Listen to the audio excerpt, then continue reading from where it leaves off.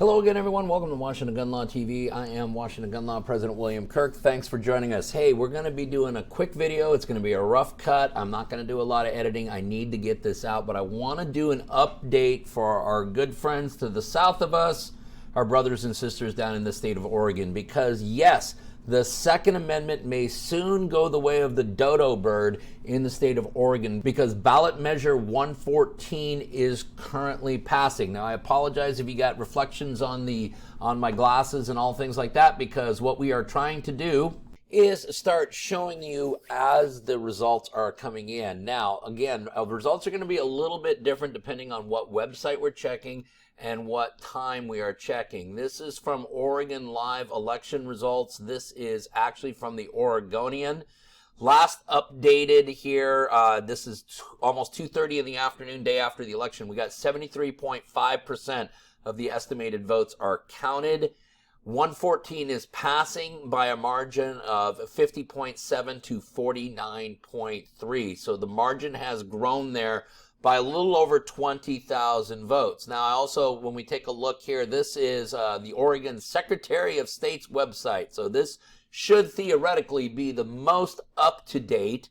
They're not giving us when this update was. Again, it's 2:30 in the afternoon on Wednesday, November 9th, day after election. But according to the Secretary of State down here at the bottom, the measure is still passing by roughly 20,000 votes. So it's a very close election, but right now Ballot Measure 114 is passing. Now, for those of you who like to really geek out on elections, and I used to run some campaigns back in a previous lifetime, so we used to geek out and look at these numbers here. What you want to look at, and this is on NBC News, I know it's a website that a lot of you don't go to, but the data here is rather interesting. This breaks it down by county. Now, all your counties that are listed in green there are going to be counties that went no on 114. These are the counties that rejected it.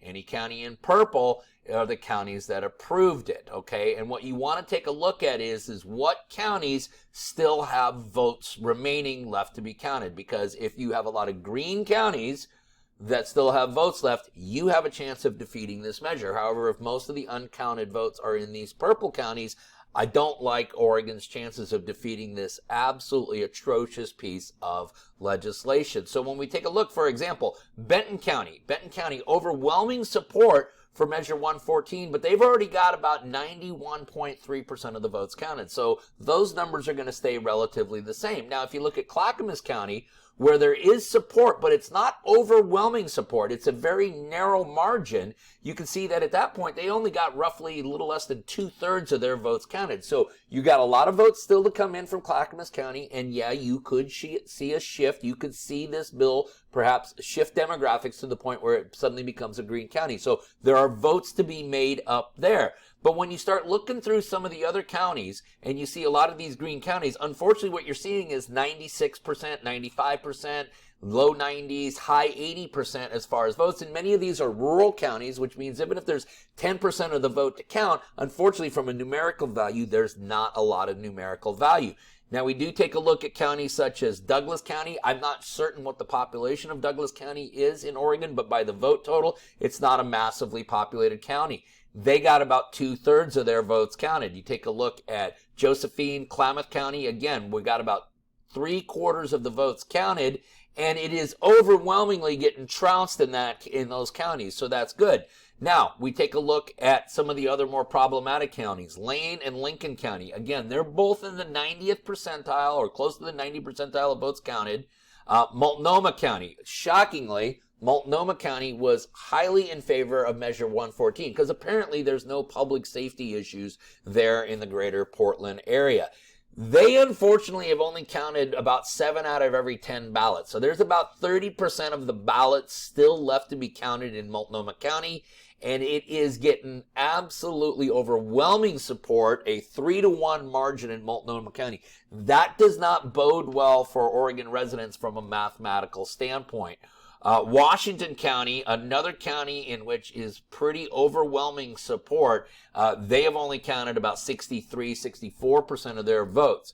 So as you start to do the math, you realize that there are a lot of votes left to be counted, but the problem is that a big chunk of those votes are coming from these counties or this area that's kind of being demonstrated right down here in the bottom left corner, which goes to show that there was overwhelming rejection of this measure in almost all spots of Oregon except in two major metropolitan areas, being the greater Portland area, the greater Eugene area.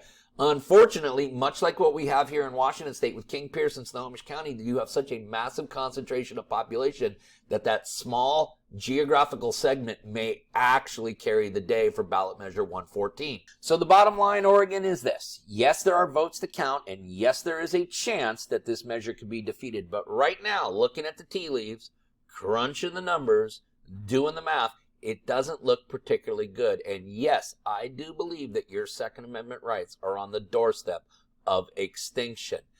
My suggestion for all your Second Amendment attorneys down there in the state of Oregon, all your civil rights attorneys, get the laptops out now and start preparing your motions for a temporary injunction. Listen, we will do more follow-up as we get more numbers. Let's keep our fingers crossed. To all of those people down in Oregon who fought like holy hell to defeat this measure, congratulations to you. I know that this is not the result you wanted, but you fought like hell for your rights, and that's all that we can ask of you. In the meantime, if you have any other questions about this, you know how to get a hold of us. You can get a hold of us here at WashingtonGunLaw.com, or you call us directly at 425-765-0487. Let's keep our fingers crossed. Oregon, please, please defeat Measure 114. In the meantime, all of you, stay safe.